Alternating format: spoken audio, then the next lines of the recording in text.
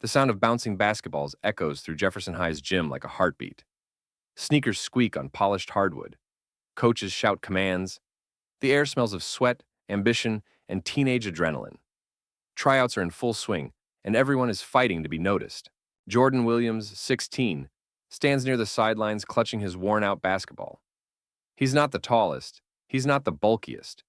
His muscles are defined but lean, like someone who grew strength through determination rather than genetics. His jersey hangs loose around his slim frame, but his eyes burn with a seriousness that demands a chance. He watches the other players show off flashy dunks and loud confidence. They laugh, chest bump, and brag about summer camps and private coaches. Jordan doesn't have those advantages. His training happens alone on cracked asphalt courts, under streetlights that flicker more often than they shine. Coach Stevens, loud voice, sharp whistle, and even sharper opinions, paces the court, clipboard in hand. His gaze travels over the boys like a scanner deciding who is worthy. Finally, he stops in front of Jordan. "You, Williams," he barks. "Show us what you've got." Jordan steps forward, heart pounding strong and steady. He dribbles past defenders with surprising speed. He slips through tight spaces, reading the court like a strategist. When he shoots, swish. Again, swish. His skill is undeniable to anyone actually paying attention. The gym briefly quiets, heads turn. Someone mutters, "Dang, he's quick." Jordan dares to hope, just a little, that his moment is landing. But Coach Stevens barely reacts. He scribbles something on his clipboard, expression unreadable. No nod, no approval. Just a whistle blow and a gesture to get off the court.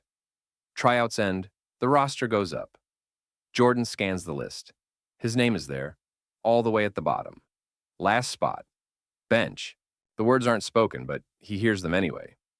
"You're lucky we let you on the team at all. Don't expect minutes. Stay small." Jordan bites the inside of his cheek to keep from showing disappointment. He forces a tiny smile, because making the team is still something.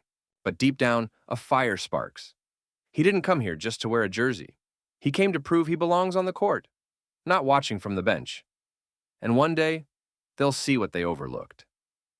The first week of practice hits like a storm.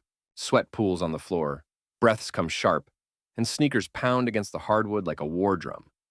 The gym echoes with shouts of plays and the squeal of sneakers changing direction.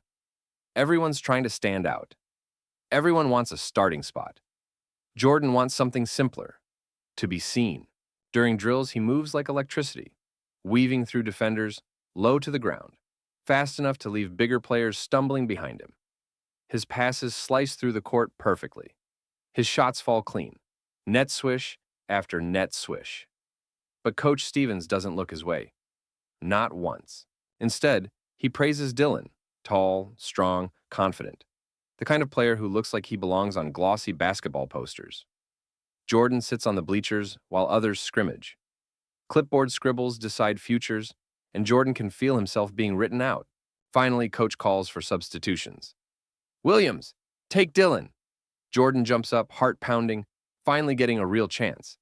He jogs onto the court, hands ready, eyes sharp. The play starts. The ball swings wide. Jordan anticipates Dylan's next move from the bench. He's studied him for days. He lunges, steals the ball cleanly, lightning quick. The crowd on the sidelines cheers. Someone yells, "Williams cooking him!" Jordan bursts into a fast break, the court unfurling ahead like a runway. He jumps, soft but precise, laying the ball into the basket with effortless focus. Points, energy, a spark this team desperately needs. He turns, expecting approval.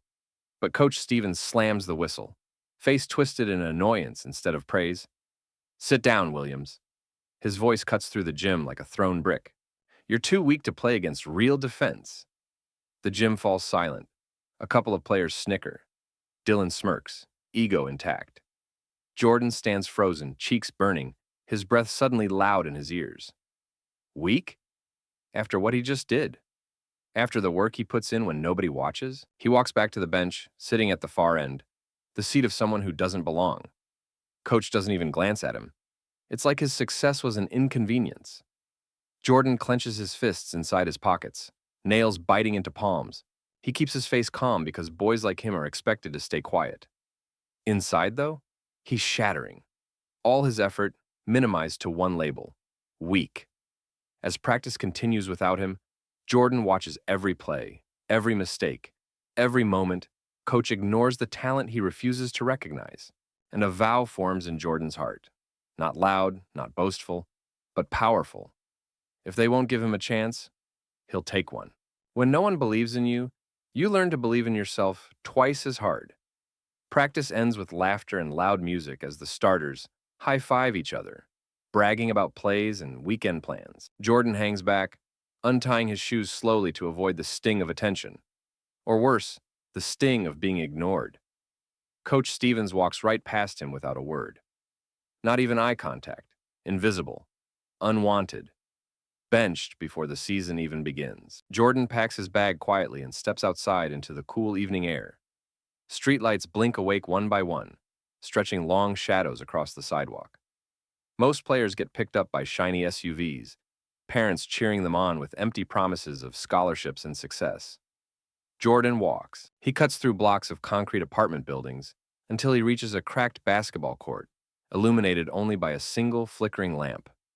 The paint on the lines is faded to ghost shapes, nets torn and frayed like old spiderwebs. But to Jordan, it feels like home. He drops his bag and starts a drill instantly. No stretching, no warm-up, just pure determination. He dribbles hard, low, fast enough to blister the asphalt. Sweat drips from his forehead, but he doesn't stop. His breathing gets louder, sharper, but he pushes through. The whisper of sneakers in the empty court becomes a battle cry. He practices steals until his fingers sting. He practices shots until his arms burn. He practices footwork until his legs shake. Coach called him weak. Jordan plans to become stronger than every player on that court combined. He imagines defenders. He imagines the clock winding down. He imagines hitting the winning shot. He imagines respect. Hours pass. The moon moves higher. His body screams for rest, but his heart refuses. Every doubt becomes fuel. When he finally collapses on the bench, chest rising and falling like crashing waves, he wipes sweat with the back of his hand and stares at the hoop. "You'll see," he whispers to the night. "You'll all see." His phone buzzes. A message from a teammate, Dylan. "Nice bench performance today." LOL Jordan exhales slowly, tired of being the punchline. He texts nothing back. Instead, he gets up again, shoots again, runs again. No crowd, no coach, no cheers. Just a boy and a dream refusing to quit. Because some players are born stars, and some have to carve their name into the court with every drop of sweat. Jordan knows which one he is, and that's exactly why he'll rise higher than all of them. The championship gym is packed like a festival. Bright overhead lights shine onto the court, making every bead of sweat look like a badge of war. Drums from the pep band pound like thunder. Students wave posters, parents cheer, everyone expecting glory. Jordan sits at the far end of the bench, jersey crisp but untouched. He tries to hide the nerves coiling in his stomach. This is the game he dreamed of playing in, not just watching. Coach Stevens stands confidently at the sidelines, shouting plays like a general certain of victory. Dylan and the starters jog onto the court to loud applause, the chosen ones. Buzzer. Tip-off. At first it seems normal, but soon the cracks show. Dylan forces a risky shot. Air ball. Opponents steal the ball again. Fast break. Layup. Jefferson down by 4. The student section gets quieter. Coach yells louder. Another turnover. Another score for the other team. Jefferson down by 10. Jordan watches helplessly as panic spreads across the court like spilled paint. The starters look exhausted, frustrated, lost. They're strong, but strength without strategy crumbles fast. Second quarter comes and goes. They're down by 15. Halftime hits the gym like a punch. Students sit still, nervous whispers replacing cheers. The scoreboard glows with brutal truth. Jordan keeps hoping Coach will look his way. Just once. But he doesn't. Third quarter. Dylan tries to bulldoze into the paint. Loses the ball again. Opponents sink a deep 3. Crowd groans, down by 20. The fans begin to leave. Scouts close their notepads and walk out, unimpressed. Coach's face turns red with fury, shouting plays that no longer matter. Jordan grips the bench edge so tight his knuckles ache. His heart races with a simple, stubborn truth. I can help. I know I can. He leans forward, sitting on the edge of hope.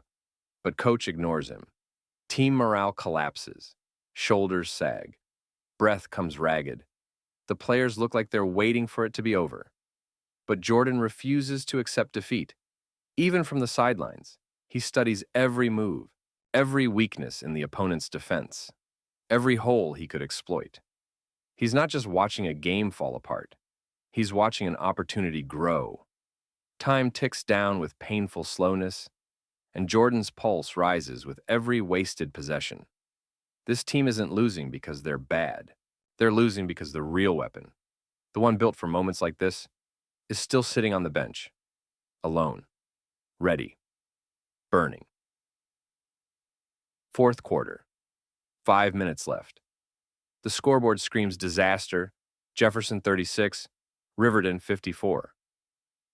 Fans sit stiff, eyes wide, hope slipping through the cracks of silence. Sweat drips off Dylan's chin as he bends over, hands on his knees, chest heaving. His shots aren't falling. His confidence has evaporated.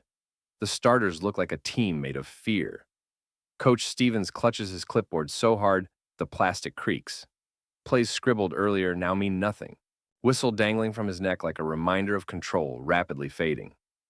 Jordan rises from the bench, pacing, every muscle vibrating with urgency. He keeps glancing toward Coach, silently screaming, "Let me in. Please, just let me try." The student section suddenly erupts. "Let Jordan play! Let Jordan play! Let Jordan play!" The chant spreads like wildfire. Even parents join in. People who barely know Jordan now believe he's the spark they need. Coach ignores them, at first. But another turnover shatters his pride. The ball bounces out of bounds. The other team celebrates like the game is already over. Coach crumbles, his bravado gone. His jaw clenches so hard the muscle twitches. Then, finally, he looks at Jordan. For the first time all season, their eyes lock. Coach rushes over, desperation pushing dignity aside. He doesn't shout now. He doesn't bark orders. He kneels, face inches from Jordan's. "Williams." His voice shakes with something he hates to feel. "Need. We need you. Please save this game." Jordan freezes, stunned. The words hit like a lightning bolt of justice. Too weak. Not enough. Sit down. All the insults flash in his mind. He could say no. He could let the coach taste defeat for underestimating him. He could choose revenge. But Jordan loves this game more than he hates being benched. He stands tall, shoulders back, heart blazing. "I've been ready all year, Coach." Coach nods quickly, backing up to clear the way. Jordan strips off his warm-up shirt, gripping the jersey that never got its chance to shine. His teammates, red-faced and exhausted, stare at him with desperate hope. The crowd roars as he steps onto the court, the roar that finally recognizes his worth. Jordan walks to the point guard position and looks each teammate in the eyes. "Follow my lead," he says simply. Not a request, a direction. The buzzer sounds. The ball is inbounded. Jordan catches it. The court becomes silent in his mind. Laser focus, zero doubt. This is not luck. This is not chance. This is every night on the cracked street court coming to life. Coach watches with shaky hope. Dylan watches with humbled respect. The whole gym watches a new story beginning. Jordan crosses half court. The comeback starts now. The gym vibrates with nervous electricity as Jordan dribbles across the court. Every bounce of the ball matches the pounding in 1,000 chests. His opponents crouch low, eyes sharp.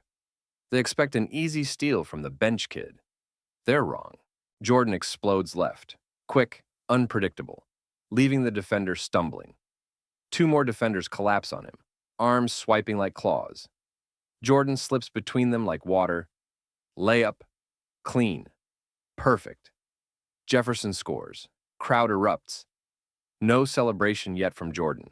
He turns, slaps the floor with both palms, and locks onto the next defensive target. Riverton hesitates. This wasn't in the scouting report. They pass long. Jordan reads it instantly. He leaps. Steal. The gym detonates with noise. He rushes the fast break, opponents chasing desperately behind him, jumps off one foot, and releases a smooth mid-range jumper. Swish, down by 14. Coach Stevens cups his head in disbelief. Where was this all year? Jordan doesn't glance his way. Next play, Jordan pressures the ball handler full court. The kid panics and passes too hard. Turnover. Jordan grabs the ball, crosses behind his back, steps into a three-point shot. Everyone holds their breath. Nothing but net. Down by 11. Students jump up and down. Teachers look stunned. Parents who were ready to leave now scream louder than teenagers. Jordan's teammates feel the shift. Confidence flooding back. They defend tighter. They pass faster. They trust him completely. Riverton tries to double-team him. He threads a pass between them. Assist for an easy dunk. Down by 9. Down. 1 minute left. Opponents panic. Throw up a terrible shot. Miss. Jordan rebounds. Flies up the court. Dives through defenders like a comet through dark sky. Layup plus foul. And 1. Down by 6. Free throw. Down by 5. 30 seconds left. Jordan's lungs burn, but his fire only grows stronger. Riverton calls timeout, their coach screaming, pointing, panicking. When play resumes, the opponents collapse on Jordan aggressively. Elbows, shoves, anything to stop the impossible comeback. Jordan doesn't force it. He controls the chaos. 15 seconds. He drives in, defense swarms. Without looking, he kicks the ball to Dylan. Dylan, humbled, focused, rises and slams it home. Down by 3. The gym is shaking now. Literal vibration underneath the floor from stomping feet. Riverton rushes to inbound. Jordan is there. Another steal. The crowd loses its mind. 5 seconds. Jordan dribbles out to the arc. Defender all over him. Clock ticking. He plants his feet, jumps, releases. Time slows. Ball spinning. Everyone leaning forward. 3, 2, 1. Swish. Buzzer. Tie game. The sound that follows isn't cheering, it's roaring. Like a stadium of hungry lions. Overtime begins. Jordan stands at center court, chest heaving, sweat dripping. But his smile says one thing. We're winning this. Because for the first time all season, he's the one leading the team. Overtime begins with a tension so thick the air feels solid. Riverton looks rattled. Jefferson looks reborn. Jordan walks onto the court, not like a bench player, but like a star who finally turned on his light. The whistle blows. Riverton scores first, barely. Jordan answers immediately with a drive and a high-arcing floater that kisses the glass and drops. Tie again. Crowd still screaming, not a single voice silent. The next possession, Riverton tries to play slow, draining time. But Jordan's defense is relentless. Feet sliding like he's dancing with purpose. He pokes the ball free, dives to the floor, claws it into his grip. A war for the ball. But Jordan refuses to lose anything tonight. He leaps up, sprinting past everyone. A defender shoves him, almost enough to send him flying. Almost. Jordan steadies, pushes forward, and rises into a monster layup under pressure. Bucket. And the foul. Jefferson takes the lead for the first time all game. Jordan stands at the free throw line, Jim silent now from unreal suspense. Coach Stevens watches, hands clasped, silently praying to the very player he once called too weak. Jordan dribbles, exhale, shoots, swish. Up by 3, seconds tick away like hours. Riverton tries to force a final shot. They launch a deep 3. Miss, rebound Jefferson. Jordan gets the ball again. The buzzer screaming into the chaos as teammates rush him. Fans charging the court like a tidal wave of joy. Victory. But Jordan doesn't scream. He stands still, letting the sound wash over him. A moment he built from sweat, pain, and belief no one else had. Coach Stevens pushes through the crowd, red-faced and humbled. He reaches out a hand, not as a coach giving orders, but as a man asking forgiveness. Jordan, I was wrong about you. I should have trusted you from day one. Jordan studies him, the same man who benched him without a chance, who judged his size instead of his heart. He doesn't seek revenge. He doesn't rub in the win. He shakes the coach's hand and says quietly, "You never really saw me, but I always saw the game." Coach nods, words gone, lesson learned. Dylan steps forward, eyes sincere. "You saved our season, bro," he says. "Respect." Jordan smiles and fist bumps him, unity repaired. As the celebration swirls around him, Jordan looks up to the scoreboard one last time, the proof of everything he already knew. He wasn't weak. He wasn't a bench warmer. He was a leader waiting for a chance. When he leaves the gym, the night air feels cooler, lighter, full of promise. He walks beneath streetlights, head high, Rex-like confidence in each step. He didn't just win the game. He won his voice, his respect, his place. And as his reflection passes by the trophy case, he knows something deep and permanent. Some players wait to be called. Champions get up and call their own number. Jordan Williams is done riding the bench. He's the one who changes the game,